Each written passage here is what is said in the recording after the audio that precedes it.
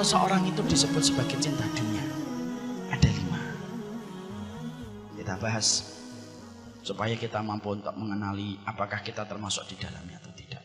Yang pertama, kapan seseorang itu secara fix dan confirm itu disebut sebagai cinta dunia? Yang pertama, kalau dia itu menjadikan seluruh ibadahnya, ketaatannya, ibadah dan ketaatan yang dia lakukan pada kehidupan itu, harusnya ibadah dan ketaatan itu diniatkan untuk mendapatkan pahala di akhirat dan di surga. Tapi kalau orang sudah jatuh cinta sama dunia, maka seluruh ibadah dan ketaatan yang dia lakukan dan dia kerjakan bukan untuk mendapatkan rumah di surga, tetapi seluruh ketaatan dan ibadah itu dikerjakan, dilaksanakan untuk mendapatkan sekeping dari urusan dunia. Ini hati-hati nih.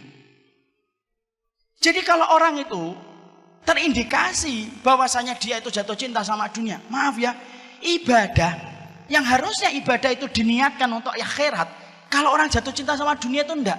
Ibadah pun yang harusnya diniatkan untuk akhirat, dia niatkan untuk dunia.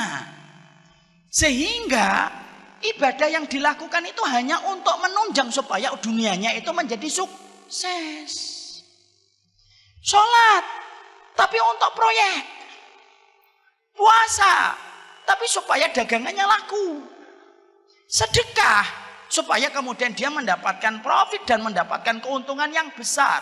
Padahal kita harus paham, harusnya seorang mukmin itu memahami sholatnya, puasanya, sedekahnya itu bukan untuk membangun dunia dia, tapi sesungguhnya seluruh ibadah kita itu untuk membangun akhirat kita. Karena rumah kita di surga itu tidak bisa kita bangun kecuali dengan komponen ketaatan-ketaatan yang kita lakukan pada kehidupan di dunia. Orang kalau sudah kesetrum dengan cinta kepada dunia, bukan hanya mubah yang dijadikan untuk mendapatkan dunia. Kalau perkara mubah untuk dijadikan dunia memang boleh. Tapi kalau orang kesetrum dengan urusan dunia, maaf, sampai urusan akhirat pun dia niatkan untuk mendapatkan dunia. Dan ini termasuk salah satu perkara yang tanpa kita sadari dibenci sama Allah. Banyak orang hari ini kalau melakukan ibadah itu yang dipikir pertama kali itu untuk mendapatkan profit dan margin. Sedekah, tapi niatnya bukan untuk mendapatkan akhirat, supaya padam api neraka. Kenapa api neraka tidak bisa padam kecuali dengan sedekah? Tapi ternyata kita menjumpai ada orang sedekah, niatnya supaya dagangan dia itu laku. Padahal ini satu kesalahan, ikhwan. Maaf ya, Allah itu membagi dunia kepada kita itu bukan berdasarkan ibadah. Tapi Allah itu membagi dunia dalam kehidupan kita berdasarkan takdir yang ditetapkan oleh Allah 50.000 tahun sebelum Allah menciptakan langit dan bumi. Kalau Allah itu membagi dunia kepada kita berdasarkan ibadah kita, satu, para sahabat itu tidak ada yang miskin dan para sahabat tidak ada yang fakir. Padahal faktanya mu'dhamus sahabati fuqara. Padahal faktanya rata-rata para sahabat itu miskin. Padahal mereka ibadahnya lebih tinggi daripada ibadah kita. Kenapa para sahabat itu miskin padahal ibadahnya luar biasa? Di situ kita mendapatkan sebuah bukti. Allah bagi dunia bukan berdasarkan ibadah. Yang kedua, kalau Allah itu membagikan dunia kepada kita berdasarkan harta, berdasarkan ibadah, berarti orang-orang yang tidak beriman itu harusnya tidak punya duit. Orang yang tidak beriman, yang tidak pernah dzikir pagi, dzikir petang, apalagi datang ke kajian kayak gini, harusnya tinggalnya mereka di bawah jembatan. Tapi kenapa banyak orang kafir yang tidak beriman? Mereka hartanya lebih banyak daripada kita, mobilnya lebih bagus daripada kita, motornya lebih bagus daripada kita, kemana-mana pakai jet pribadi. Kita pakai pesawat itu pun yang ekonomi, yang bagasinya bayar sendiri lagi, ya kan? Kalau memang dunia itu dibagi berdasarkan ibadah, harusnya mereka itu lebih miskin daripada kita. Tapi kenapa kita menjumpai orang yang tidak beriman? Kenapa mereka itu hartanya lebih banyak daripada kita? Di situ kita menjumpai bahwasanya Allah itu membagikan dunia bukan berdasarkan ibadah, tapi berdasarkan takaran takdir. Jadi maaf ya ikhwan ya, saya ingin membuka sebentar. Antum namanya siapa akhi? Hah? Asmaun, Masya Allah. Umur berapa akhi? 19 tahun. Kalau Asmaun ini antum ditakdirkan mendapatkan rezeki 10 miliar, Walaupun antum jarang tahajud, kira-kira 10 miliar datang atau tidak datang? Apa? Datang atau tidak datang? Insya Allah datang dan tidak? Datang atau tidak? Insya Allah datang. Umar minta, kalau saya ditakdirkan mendapatkan uang 50 miliar, kalau saya jarang sholat duha, kira-kira 50 miliar itu saya dapatkan atau tidak saya dapatkan? Mendapatkan. Jadi ternyata sholat duhanya kita itu tidak ada kaitannya dengan dunia. Urusan tahajud kita itu tidak ada kaitannya dengan materi. Tapi ternyata urusan akhirat kita itu ditopang dengan ibadah kita di dunia ini untuk mendapatkan akhirat. Tapi orang kalau jatuh cinta sama dunia karena khawatirnya dia terhadap dunia, maaf, lu sampai urusan ibadah yang harusnya diniatkan untuk akhirat, untuk mendapatkan akhirat yang lebih baik, karena dia cinta dan gandrungnya sama dunia, ibadah itu diniatkan untuk dunia. Dan maaf ya, kan antum, saya sudah hafal hadisnya, innamal a'malu binniyah. Segala sesuatu itu tergantung niatnya. Jadi bisa jadi kalau ada orang nanti beribadah, kok niat pertamanya tidak ada yang menggerakkan dia ketika beribadah kecuali karena ingin mendapatkan sekeping dari kenikmatan dunia, dikasih sama Allah. Tapi maaf, di akhiratnya mungkin tidak lagi dikasih oleh Allah, karena balasannya sudah Allah sempurnakan pada kehidupan kita di dunia. Ada orang nanti ketika disidang oleh Allah dalam pengadilan akhiratnya, dia bingung, loh Allah, mana sholat tahajud saya? Allah jawab, loh sholat tahajud kamu kan supaya dagangan kamu laku. Sudah aku jadikan laku kan daganganmu yang ada di pasar. Dan tidak ada lagi balasan. Bisa jadi kalau ada orang setiap hari taklim kayak saya, tapi niatnya hanya untuk menggenggam dunia dan bukan niat yang pertama untuk menyampaikan kalimat Allah. Bisa jadi ketika ditimbang oleh Allah, dia bertanya, loh saya taklim setiap hari, kok nggak ada di dalam mizan saya, itu kemana taklim saya setiap waktunya ketika dakwah? Jawab lagi sama Allah, taklim kamu itu kan supaya kamu itu menumpuk-numpuk kekayaan. Sudah aku jadikan kamu menumpuk kekayaan kan ketika di dunia, dan akhirnya tidak ada lagi balasan di dunia, di akhirat.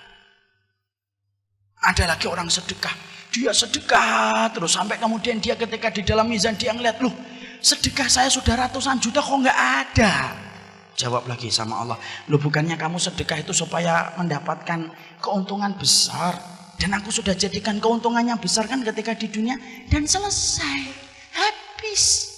Disebabkan ketika kita menjadi orang cinta sama dunia, saking khawatirnya kita untuk menjadi orang yang tidak punya apa-apa, loh sampai urusan akhirat pun kita paksa dan kita seret urusan akhirat itu untuk urusan dunia. Padahal itu salah satu perkara yang merusak ibadah kita kepada Allah. Allah itu zat yang pecemburu. Allah itu paling tidak suka kalau hati manusia bercabang ketika beribadah. Kalau kita sholat hanya gara-gara seorang wanita, sholat kita tidak sah. Sama. Kalau sholat kita hanya untuk dunia pun Allah menjadikan sholat itu tidak sah. Kalau ada orang sedekah gara-gara ada Pak Bambang, akhirnya sedekahnya tidak diterima sama Allah. Sama. Orang yang sedekah karena ingin mendapatkan dunia pun sama dengan orang yang sedekahnya untuk Bambang. Dan akhirnya tanpa disadari itu merusak pada kehidupan kita. Makanya saya teringat sebuah asar. Asar itu sebuah riwayat. Dan poin yang pertama ini berat, tapi memang harus dibahas. Ada seorang ulama besar namanya Abdullah bin Mubarak, seorang tabi'in, tapi dia termasuk min kibari tabi'in. Min kibari tabi'in itu tabi'in tapi kedudukannya paling tinggi, Pak. Karena tabi'in itu terbagi menjadi 3 tabaqat. 3 tabaqat itu 3 lapis. Maka kemudian Abdullah bin Mubarak ini aktivitas hobinya, Pak, sukanya itu nemuin para sahabat. Karena Abdullah bin Mubarak tidak mampu bertemu dengan Rasulullah SAW. Ketika beliau banyak ketemu dengan para sahabat Nabi SAW, Abdullah bin Mubarak itu ditanya, Abdullah bin Mubarak, kamu ini menemui para sahabat Nabi, maka bagaimana para sahabat Nabi itu kalau membaca Al-Quran, dan apa surat yang paling banyak membuat para sahabat Nabi itu nangis? Abdullah bin Mubarak ditanya begitu. Abdullah bin Mubarak bisa bahasa Indonesia, Ustaz? Enggak, ini saya terjemahkan. Abdullah bin Mubarak lalu berkata, aku ini melazimi para sahabat satu persatu. Dan aku perhatikan makannya, aku perhatikan taklimnya, aku perhatikan bagaimana sholatnya. Dan aku pula perhatikan bagaimana para sahabat kalau membaca Quran. Para sahabat itu kalau membaca Quran, yang paling mereka nangis itu kalau sudah melewati satu surat. Apa surat yang paling banyak membuat para sahabat nangis? Surat Hud, surat yang ke-11. Makanya surat itu termasuk surat yang membuat Nabi itu beruban. Surat Hud. Kemudian Abdullah bin Mubarak melanjutkan. Surat Hud yang banyak membuat para sahabat itu nangis. Apa ayat yang paling banyak membuat para sahabat nangis terseduh-seduh ketika melewati ayat-ayat di dalam surat Hud? Dijawab oleh Abdullah bin Mubarak. Ayat yang paling banyak membuat para sahabat itu nangis adalah ayat yang ke-15 dan 16. Apa ayatnya itu? Man kana yuridul hayatad dunya wa zinataha nuwaffi ilaihim a'malahum fiha wa hum fiha la yubkhasun. Orang itu kalau dalam kehidupan di dunia, yang dia pikirin dan dia niatkan dalam kehidupan dunia, kok yang dipikir dunia terus? Nuwaffi ilaihim a'malahum fiha wa hum fiha la yubkhasun. Kami kasih kepada mereka dunia sebagaimana niat yang mereka tanam, la yubkhasun, tidak dikurangi sama Allah. Orang kalau niatnya di dalam sholat, kok niatnya untuk dunia? Dikasih dunia sama Allah sesuai niat yang dia tanam. Kalau ada orang kok dia sedekah, lalu sedekah itu niatnya untuk mendapatkan harta, mendapatkan mobil, mendapatkan rumah, hanya itu niatnya, Allah kasihkan rumah sebagaimana niat yang dia tanam. La yubkhasun, kata Allah, tidak dikurangi sama Allah. Tapi ingat, ayat ini tidak berdiri sendiri. Ada ayat yang ke-15, ada pula ayat yang ke-16. Apa ayat yang ke-16? Ulaika alladzina laisa lahum fil akhirati illan nar wa habita ma sana'u fiha wa batilum ma kanu ya'malun. Orang-orang yang semacam ini, kata Allah, maka bisa jadi nanti ketika di akhirat, ketika mereka di akhirat tidak mendapatkan apapun dari apa yang telah mereka lakukan di dunia, kecuali yang mereka dapatkan itu adalah neraka. Sia-sia apa yang mereka lakukan, batal atas apa yang mereka usahakan. Akhirnya di neraka tidak dapat apa-apa. Makanya sampai kita menjumpai sahabat Abdurrahman bin Auf. Sahabat Abdurrahman bin Auf itu kalau makan kurma agak besar, maka beliau itu nangis. Kalau ditanyakan kepada Abdurrahman bin Auf, mayub kika, yang membuatmu nangis itu apa wahai Abdurrahman bin Auf? Dijawab sama Abdurrahman bin Auf, yang membuat saya nangis itu dua. Satu, kurma ini lebih baik daripada kurma yang dimakan oleh Rasulullah. Ikhwan, Rasulullah itu makan kurma adalah kurma rodi, kurma yang jelek. Kapan Rasulullah itu makan kurma agak bagusan dikit? Ketika habis memenangkan Khaybar. Memenangkan Khaybar itu habis Hudaybiyah, sebelum Fathu Mekah. 2 tahun lebih dikit sebelum kematian Rasulullah SAW. Itu agak bagusan dikit karena Khaybar itu subur. Khaybar itu tempat yang subur, ikhwan. Maka Abdurrahman bin Auf itu saya nangis karena ingat kurma yang dimakan Rasul dalam hidupnya. Yang kedua, yang membuat saya nangis itu saya khawatir, jangan-jangan kurma enak yang saya makan ini, jangan-jangan balasan atas kebaikan saya di dunia. Lalu tidak ada lagi balasan untuk saya karena Allah sudah menyegerakan balasannya di dunia. Lah Abdurrahman bin Auf itu nangis. Yang nanya nangis. Disebabkan ketakutan mereka, jangan-jangan amal mereka hanya diniatkan untuk dunia, sudah dibalas di dunia. Lalu ternyata tidak ada lagi balasan dalam kehidupan di akhirat. Dan itu yang kita khawatirkan. Makanya inilah yang menjadikan kita memahami betul. Urusan-urusan dunia itu jangan sampai menjadi niat kita beribadah. Dan maaf ikhwan, kalaupun antum beribadahnya sudah karena akhirat, Allah pasti akan mudahkan antum untuk mendapatkan dunia. Kenapa? Akhirat kalau sudah beres, apalagi cuma dunia. Karena akhirat itu harganya mahal dan tidak ternilai harganya. Apalagi dunia, semahal-mahal dunia itu masih bisa kesebut harga. Jadi kalau orang itu ibadahnya sudah karena akhirat, pasti Allah akan berikan kepadanya dunia, dimudahkan oleh Allah. Dan itu kecil bagi Allah. Makanya inilah yang menjadikan kita mikir, ya Allah, jangan-jangan kita itu selama ini ibadah tapi cita rasanya cita rasa dunia. sholat, rajin. Tapi untuk dunia, ya memang dapat. Tapi setelah dapat, tidak ada lagi balasan di akhirat karena Allah sudah segerakan di dunia. Dan maaf, kalaupun kita tidak menjadikan niat ibadah kita untuk dunia karena memang takdirnya kita dapat 5M itu datang. Tapi jangan niatkan ibadah itu untuk dunia. Karena Allah itu zat pecemburu. Allah itu pecemburu kalau niat hatinya manusia itu sudah diniatkan untuk Allah, tapi dia bercabang dan berselingkuh. Dia niatkan untuk dunia. Allah kok disamakan dunia, padahal di hadapan Allah dunia itu sebagaimana sayap seekor nyamuk. Makanya kalau ada orang sudah meniatkan untuk dunia, ayat surat Hud yang tadi kita baca dalam 2 ayatnya, itu bisa mengenai kepada siapapun. Maaf ya, dakwah ketika jadi ustadz itu, yang paling susah itu bukan menghafalkan ayat. Enggak. Bukan ketika menghafalkan hadis. Enggak.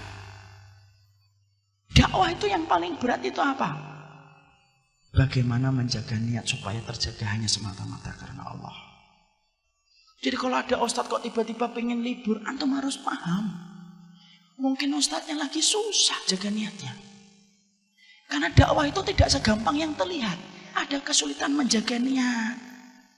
Ada proses yang berat bagaimana apa yang dari hati sampai ke hati. Ada konsekuensi atas apa yang telah terucap. Itu dakwah. Dan ternyata kalau salah, tergelincir dalam masalah niat, berabi, selesai. Ustadz, kenapa sih kita membicarakan niat itu sampai sedetail ini Ustadz? Loh, karena kita punya Allah yang paling detail ketika mengerti masalah niat. Kalau kita tidak punya Allah yang tidak detail melihat niat, mungkin kita tidak perlu membicarakan niat sampai sedetail ini. Tapi karena kita punya Allah yang dalam sujud kita, rukuk kita, Allah itu zat yang paling detail kalau sudah membicarakan tentang masalah hati dan niatnya. Makanya keplesetnya kita dalam niat itu lebih parah daripada keplesetnya kelamin. Keplesetnya kita dalam niat itu lebih parah daripada keplesetnya kaki kita. Dan itu yang kita khawatirkan. Cinta dunia itu yang pertama. Semua urusan-urusan ibadah pun akan dibawa untuk mendapatkan dunia. Sekolah yang harusnya untuk akhirat diniatkan untuk dapat dunia itu juga tidak boleh. Makanya kita akan dapetin ada satu hadis. Man ta'allamal ilma yubtagha bihi wajhullah la yata'allamuhu illa liyusiba arada minad dunya lam yaridu ahyatal jannah. Ada orang kalau dia mencari dunianya, mencari ilmu diniatkan untuk dunia, dan harusnya ilmu yang dia cari itu diniatkan untuk mencari wajahnya Allah. Kok dia niatkan untuk dunia? Maka dia tidak akan mencium baunya surga. Saking dalamnya Allah membenamkan ia ke dalam pelukan api neraka. Makanya kalau kita tobat tuh jangan hanya tobat dari khamar. Kalau tobat itu bukan hanya tobat dari kita pernah bentak orang tua. Jangan itu saja. Tapi salah satu tobat kita adalah, ya Allah, kalau ada ibadah saya yang saya lakukan karena dunia, sadar atau tidak sadar, ampuni kami ya Allah. Allahumma inni a'udzubika an usyrika bika syai'an a'lamuhu wa astaghfiruka lima la a'lamuhu. Dan itulah yang pertama. Makanya orang kalau jatuh cinta sama dunia itu semuanya ditakar untuk dunia. Dan itu tidak betul. Ustadz, mungkin nanti ada yang bertanya. Nah, sebelum ada yang bertanya saya jawab duluan. Ustadz, kalau saya meminta dunia emang tidak boleh? Kalau berdoa boleh. Karena kita kalau punya hajat siapa yang kita minta kalau bukan Allah? Sampai urusan garam yang tumpah minta gantinya sama Allah. Kalau doa minta dunia boleh. Yang enggak boleh itu ketika kita meniatkan ibadah selain permintaan. Tapi yang mendorong kita beribadah itu bukan karena Allah, tetapi karena untuk mendapatkan sekeping dari kenikmatan dunia. Ada bapak-bapak saya tanya, saya harus sholat duha Ustaz. Sholat duha itu sunnah Pak. Tapi kalau bagi saya hampir-hampir mewajibkan. Kok gitu Pak? Iya. Karena nanti dagangan saya jadi tidak ada apa-apanya kalau saya tidak sholat duha. Bingung saya. Padahal sholat duha itu kan untuk apa sih fungsinya sholat duha? Fungsinya sholat duha itu ngasih sedekah kepada 360 ruas tulang kita yang butuh disedekahin, dan sedekah itu dicukupi dengan kita sholat 2 rakaat. Makanya saya agak kurang sependapat. Kalau ada orang sholat duha yang pernah saya jumpai itu, sholat duha itu menghadapnya ke Ka'bah, ke barat, ke kiblat. Setelah itu ke kanan, kemudian ke belakang, kemudian ke sebelah kiri, balik lagi ke depan. Saya tanya, kenapa harus gitu? Untuk menjaring dunia dari 4 arah mata angin. Masya Allah. Bingung saya. Muter aja sekalian kalau kayak gitu. Padahal kan duha itu kan karena kita pengen ngasih sedekah sama ruas tulang kita. Makanya habis ini, saya tidak ngerti Ustaz. Nah, moga-moga kita habis ini meminta ampunan kepada Allah. Dan doakan para ustadz yang ngajar antum adalah orang yang mereka terjaga niatnya. Dan itu yang pertama. Sampai di sini paham? Yang kedua, jangan langsung mengatakan, saya insya Allah nggak kayak gitu. Nah, itu penyakitnya orang yang gampang mentazkiyah dirinya sendiri. Yang kedua, kapan seseorang itu disebut fix dan confirm sebagai cinta sama dunia? Yang kedua itu, dia memiliki sifat. Sifatnya itu sebagaimana dalam satu riwayat. Dalam satu riwayat yang saya baca, dia kayak khimar di waktu siang. Tapi dalam beberapa penjelasan, dia kayak asad. Kayak singa dia di waktu siang. Wajussah fil lail. Tapi kemudian dia jadi bangkai ketika di tengah malam. Orang yang jatuh cinta sama dunia itu akan terbaca dan tercermin bagaimana ketika dia itu menjalani aktivitas siang dan malamnya. Kalau siang, dia itu memiliki sifat sebagaimana singa. Singa itu lihat ikhwan, singa itu tajam kalau melihat buruan. Itu kan singa. Maka orang yang jatuh cinta kepada dunia itu kalau pagi, duha, siang, sore, maka dia itu kekuatannya ekstra. Powernya itu luar biasa. Tidak ada mati-matinya. Kalau batu baterai, alkalin dia.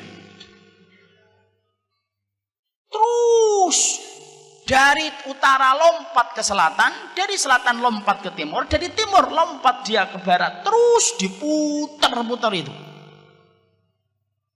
Tapi tepat ketika malam dia menjadi bangkai.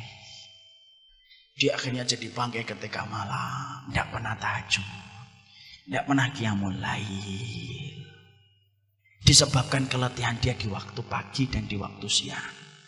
Karena dia tidak sadar bahwasanya Allah turun langit ke sepertiga malam. Dia tidak pernah bangun dan tidak pernah punya semangat untuk bangun. Ratusan malam dilewati tidak pernah bermunajat kepada Allah. Tidak ada penyesalan ketika bangun di pagi hari. Tapi ketika ada satu proyek, satu kesempatan, gemericik harta, kok terlewatkan, penyesalannya terbawa sampai 3 tahun pun tidak hilang-hilang.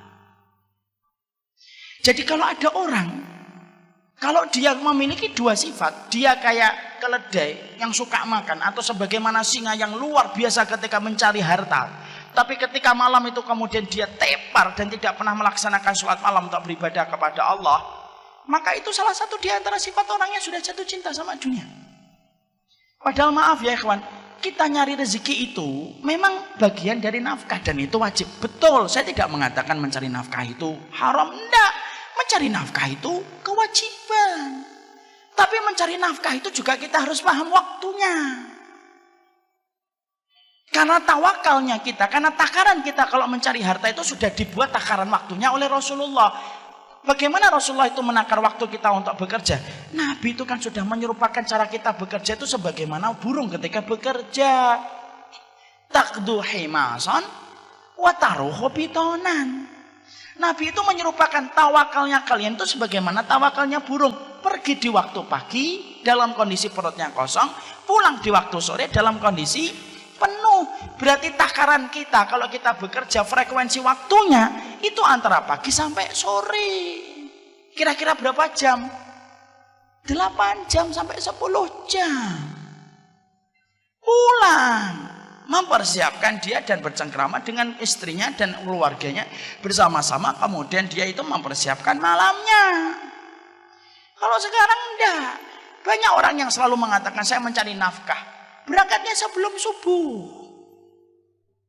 Pulang-pulang tengah malam. Mana ada burung pulang tengah malam? Itu namanya burung hantu.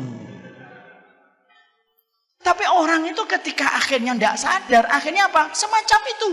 Dan dia itu selalu membela diri ketika dia selalu mengatakan bahwasanya ini merupakan bagian dari cara dia mencari nafkah. Maaf ikhwan, semua itu ada takarannya. Antum kalau semangat sholat maghrib, lalu antum tambahi dari 3 menjadi 5, walaupun khusyuk, tidak akan diterima dan tidak akan dicatat malaikat raqib. Kenapa ini mati ini? Mari kita akhiri kajian kita pada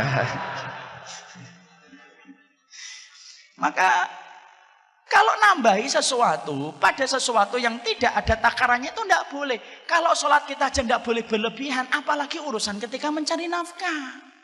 Akhirnya orang atas nama mencari nafkah habis waktunya untuk mencari duit. Senin sampai Jumat kerja, Sabtu Ahad ngurusin hobi. Senin sampai Jumat kerja lagi, Sabtu dan Ahad ngurusin hobi. Malam tidak pernah bangun untuk bermunajat kepada Allah. Takaran waktunya rusak karena dia tidak menyesuaikan dengan takaran waktu yang disampaikan oleh Rasulullah. Maka akhirnya kalau ada orang dalam kondisi ketika dia mencari penghasilan atas nama nafkah untuk memberikan kecukupan kepada istri dan anaknya, tapi dalam kondisi takarannya melebihi batasan yang telah dibuat oleh Allah dan Rasulnya, hati-hati. Semacam ini berpotensi akhirnya tersetrum untuk mendapatkan cinta kepada dunia secara berlebihan. Dan akhirnya yang kita khawatirkan itu apa? Mungkin dapat dunia, tapi akhirnya diluputkan dari rezeki. Ini dari pagi nih saya ngomong antara dunia dan rezeki itu beda. Ini dari pagi sejak saya di Jogja. Saya ulang lagi di sini. Antum paham gak ikhwan? Bedakan antara dunia dengan rezeki. Orang kalau sudah membabi buta untuk mencari dunia, maka Allah ngasih kepada dia dunia. Tapi Allah menahan dia untuk tidak mendapatkan rezeki. Karena beda antara dunia dengan rezeki itu beda. Dunia itu angka deret. Dari nominal-nominal yang kita pengen peroleh itu dunia. Itu dunia. Tapi kalau rezeki cakupannya lebih luas daripada dunia. Karena rezeki itu tidak terbatas hanya angka deret. Allah itu mencela dunia. Tapi Allah itu tidak pernah mencela rezeki. Pernah nggak Allah mencela rezeki? Enggak. Bahkan kalau antum membaca salah satu pada surat At-Tolak, Allah itu mensifati surga itu rezeki. Wa qad ahsanallahu lahu rizqa. Allah ketika menceritakan orang mukmin yang masuk surga, Allah menutup ayat itu pada surat At-Tolak ayat yang ke-11. Wa qad ahsanallahu ilaihi rizqa. Allah telah memperbaiki urusan rezeki mereka ketika mendapatkan surga. Allah itu tidak pernah mencela rezeki, tapi Allah mencela dunia. Makanya maaf ya, sampai orang ketika dibenamkan di dalam neraka pun Allah masih hinakan dia dengan dunianya yang dulu mereka peroleh. Wa yauma yu'radul ladzina kafaru 'alan nari adhabtum thayyibatikum fi hayatikumud dunya wastamta'tum biha. Mana dunia yang dulu kalian banggakan, yang menjadikan kalian menolak setiap ayat-ayat yang aku sampaikan. Rasulullah itu tidak pernah minta dunia, tapi Rasulullah itu minta rezeki. Pernah nggak kita mendapati Rasulullah minta dunia? Enggak. Tapi Rasulullah itu minta rezeki.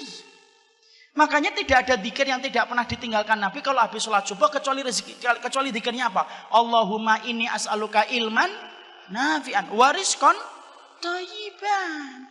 Rezeki.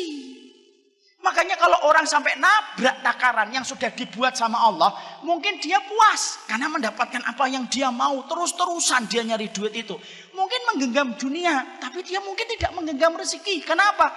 Dia tidak pernah ketemu Allah kok pada sepertiga malam, karena dia menjadi bangkai di tengah kegelapan malam. Dan kalau orang itu cuma dapat dunia, maaf, sifatnya dunia itu tidak pernah mencukupkan.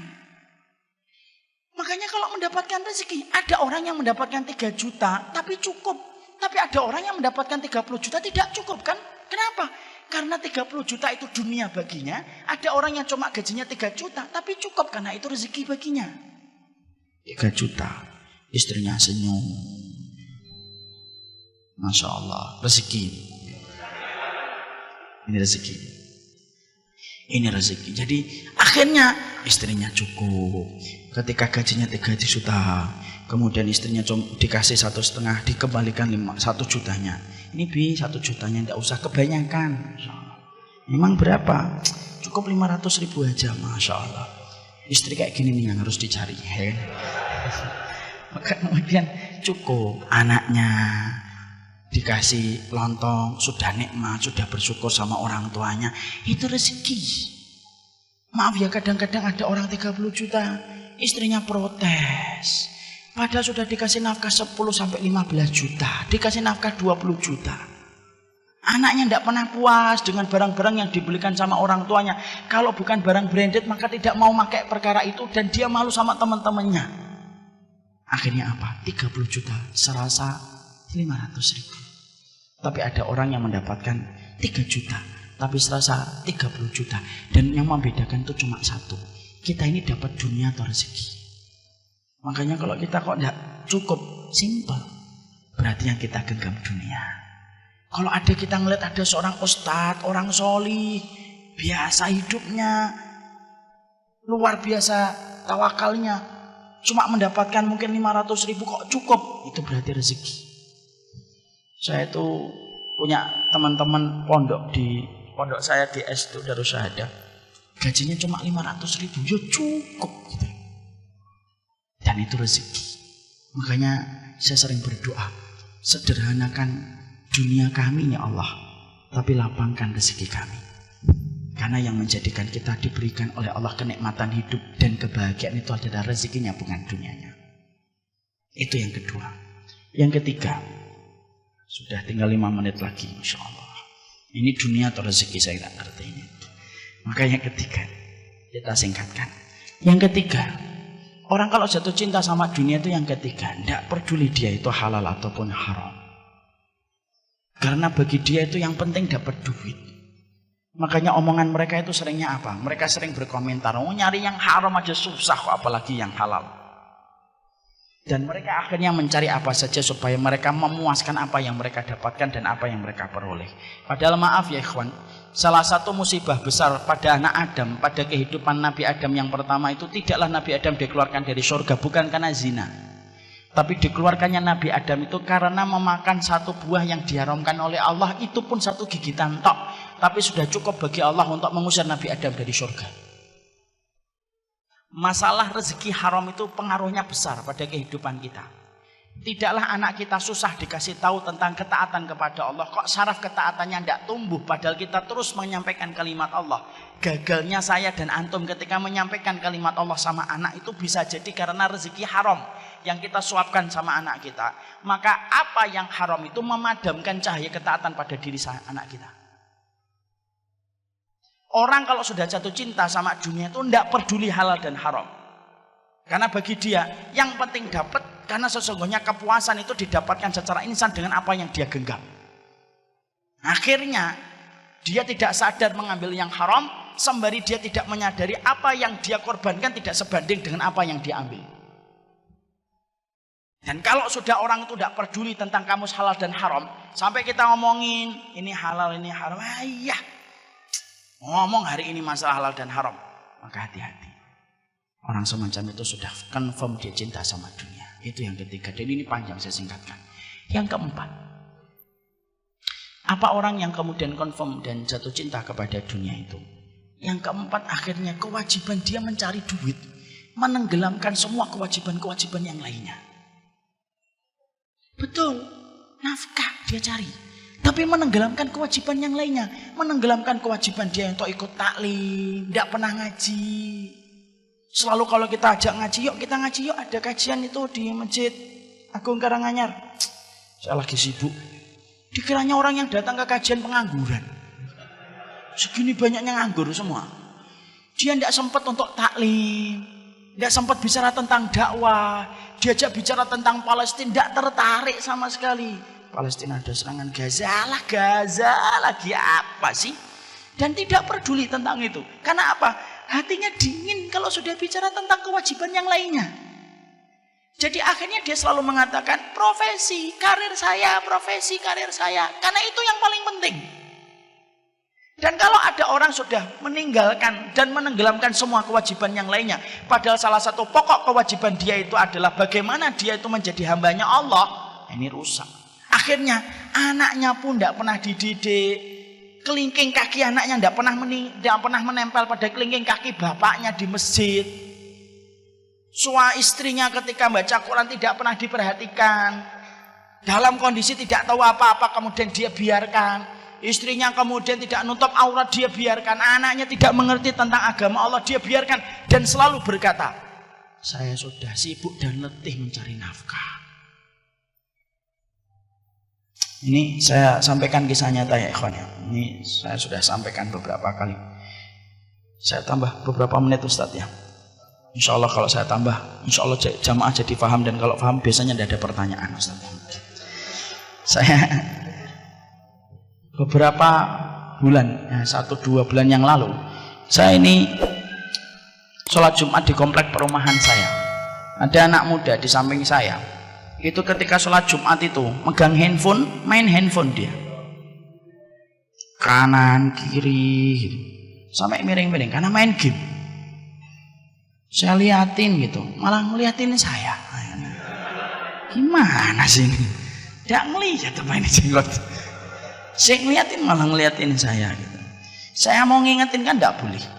Kalau saya ngingetin kan jadinya saya batal.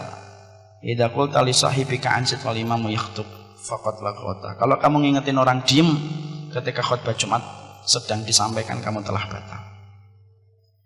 Ditegakkan sholat Jumat, saya nempel sama dia. Sekali lagi kita ngambil ibrah ini bukan karena kita merasa lebih baik. Ini sering saya sampaikan karena saya khawatir kalau kita kena ujub pada diri kita. Maka saya nempel habis sholat Jumat. Nah, terus kemudian saya ajak bicara. Dik, ya om. Nah, saya dipanggil om. Tidak apa-apalah. Saya maafkan dia. Tadi kok sholat Jumat kok main game itu gimana? Iya, kenapa? Daripada tidur? Oh iya juga. Itu omongan ngenak banget itu. Tapi maaf ya, saat itu saya tidak tidur. Nah, saya ngeliatin dia. Terus saya ngomong, kenapa om? Loh, begini. Orang kalau sholat Jumat itu sebenarnya tidak boleh kemudian dia itu main apapun. Rasulullah itu menjelaskan, orang yang megang kerikil ketika dia khutbah Jumat aja batal. Man masal hasa faqad lagu. Makanya maaf ya ikhwan, kita ini kalau sholat Jumat main-main sajadah, karpet diginikan. Hati-hati itu bisa terkena hadis yang tadi. Itu tidak boleh. Anak ini baik loh, wallahi baik. Dia nggak sudah om saya mau buru-buru, enggak, didengerin. Jadi nanti kalau sholat Jumat itu sebentar kok 15 menit. Kalaupun 20 menit kok nggak selesai, biasanya nanti jamaah yang lain pada batuk-batuk. Mesti kode sama khotibnya kepanjangan. Cuma sebentar, dengerin aja, handphonenya dimatikan. Nanti habis sholat Jumat baru dihidupkan lagi. Oh iya, saya baru tahu. Insya Allah. Kelas berapa? Kelas 9, berarti kelas 3 SMP. Saya tanya, bapaknya ada dik? Ada papa. Oh papa di mana? Di kantor. Sekali lagi kita nggak boleh merasa lebih baik daripada beliau. Kemudian saya tanya, emang papa nggak pernah sholat Jumat bareng kamu? Enggak, udah lama beberapa tahun enggak. Karena papa selalu di kantor. Kan kadang-kadang Jumat ada tanggal merahnya. Ya kalau tanggal merah biasanya kami rekreasi, pergi keluar kota. Pernah nggak diajarin bapak gimana sholat Jumat? Seingat saya nggak pernah. Yaudah ya om ya, saya pamit ya. Saya itu tenang, tapi juga mengingat mungkin kekurangan saya sendiri. Kenapa saya ngambil contoh sholat Jumat? Sholat Jumat itu sholat yang paling sederhana. Kalau kita ajarkan sama anak, duduk, diem, dengarkan, sholat Jumat, selesai. Kalau anak kita, dia tidak bisa sholat khauf, anak bisa maklum lah. Kalau dia tidak bisa istikharah, anak maklum lah. Kalau sholat Jumat sampai tidak tahu itu saya bingung. Tapi banyak orang tua, kadang-kadang itu mengharapkan anaknya baca Quran, tapi dia tidak pernah baca Quran. Banyak orang tua itu yang kadang-kadang mengharapkan anaknya di masjid, tapi dia tidak pernah menempelkan kelingking kakinya dengan kelingking anaknya di masjid. Dan itu salah satu di antara ciri khasnya orang kalau jatuh cinta sama dunia. Semuanya selalu dijadikan pembenaran atas nama mencari nafkah untuk keluarga. Sampai seorang ayah itu mengasih pendidikan itu sekarang nggak kepada ayah, kepada ibunya. Padahal maaf ya, pendidikan paling efektif di dalam Quran ketika menjelaskan tentang pendidikan orang tua itu ayah. Makanya maaf ya, kalau kita dapatin anak diperintahkan sama ibunya, nak mandi nak, sampai 10 menit.